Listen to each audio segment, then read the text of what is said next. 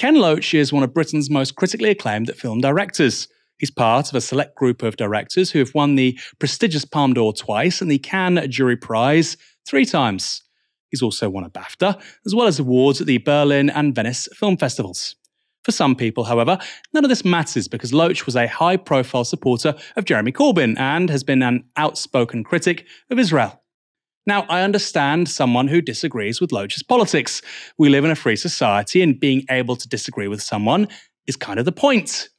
But I've often seen figures on the Labour right say that Loach isn't actually an especially successful director. He's just an irrelevant crank. Just utterly stupid. So that's often all you'll hear when these kinds of people are discussing the other side. One person who disagrees with that assessment is Pope Francis.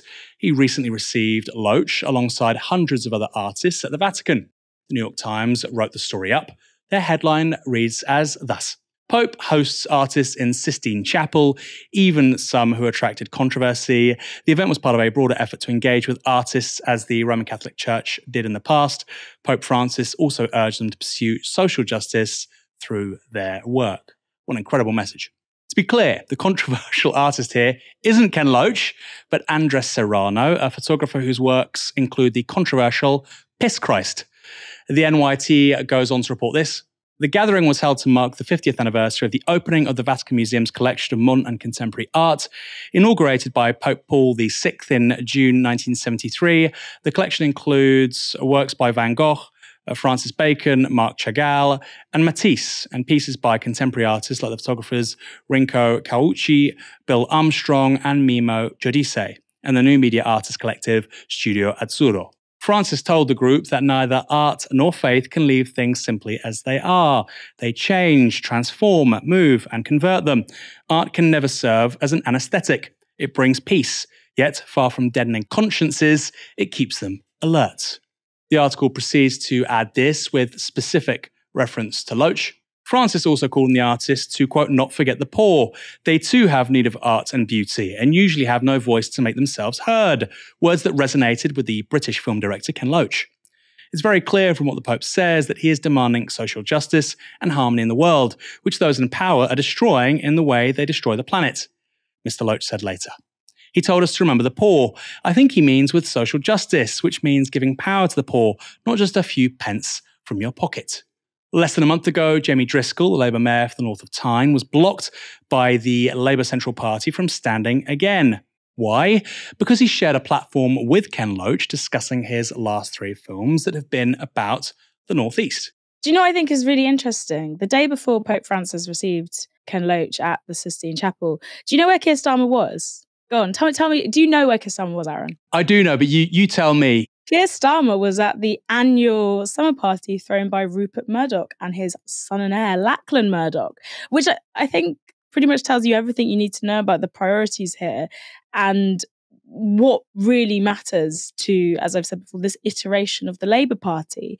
Starmer is trying to do a return to sort of 1997 and follow the exact same playbook that Tony Blair followed. But I would say even without the sort of convictions that Tony Blair had of this idea of a third way. So Starmer is approaching what he sees as the key power makers. He's cutting out any sort of dissent from the ranks of the left. He's cozying up to Murdoch in the hope that somehow this will mean that he is blessed by the establishment. But the political landscape has completely changed. It means selling your soul in a way that is so rotting to your insides. It results in things like saying we're not going to adopt a policy which allows free school meals for school children because we have to practice fiscal discipline.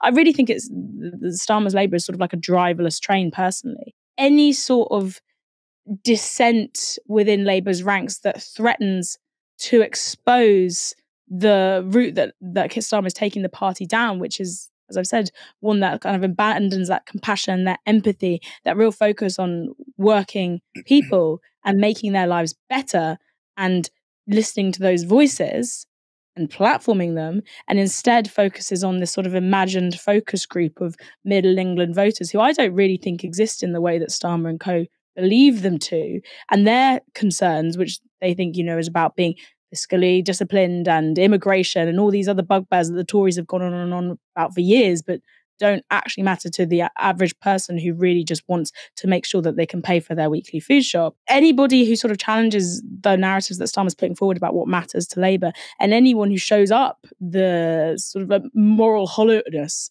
that is now at the centre of the leader of the opposition's office and the people that surround him. I think that that's the real thing that Starmer hates so much and wants kicked out. It's not about protecting any sort of minority group, and we could go very much into why.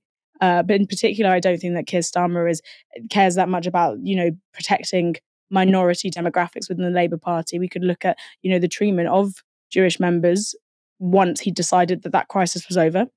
Okay.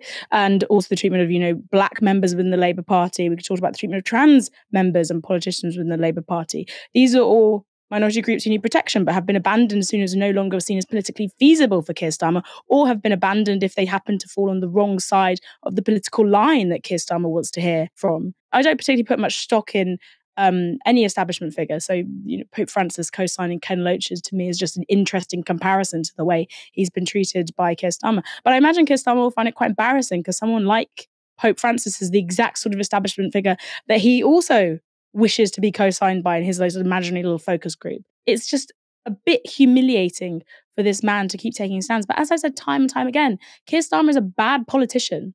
He doesn't have good political instincts. All he is driven by, I think, is the imaginary focus group, a bit of ego, and a lot of political spite. Important to say as well, Moya, look, the Catholic Church has 1.3 billion adherents.